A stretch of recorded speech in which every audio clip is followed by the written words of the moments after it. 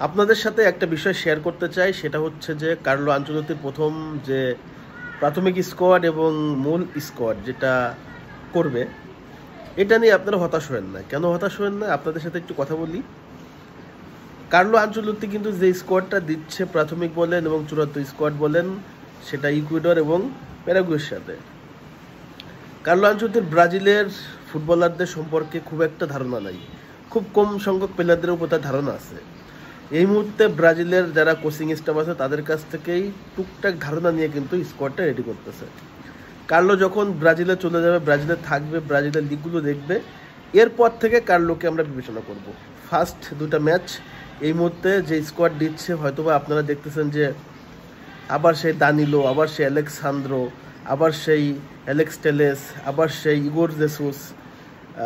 So এইগুলো আসলে দেখে আপনারা মনে করেন যে ভয় পেয়ে যেন না, কারণ কার্লো আনচেলত্তি যে স্কোয়াডটা দিচ্ছে এটা তার আইডিয়ার বাহিরে, শুধুমাত্র ব্রাজিলের যারা কোচিং স্টাফ আছে তাদের ধারণা থেকেই দেওয়া হচ্ছে। সো কার্লো যখন ব্রাজিলে স্থায়ী হয়ে যাবে, প্রত্যেকটা লিগের খেলা সে দেখবে স্থায়ীভাবে, তখন দেখবেন সব ঠিক হয়ে গেছে। সো টেনশনের কিছু নাই, লেটস সি।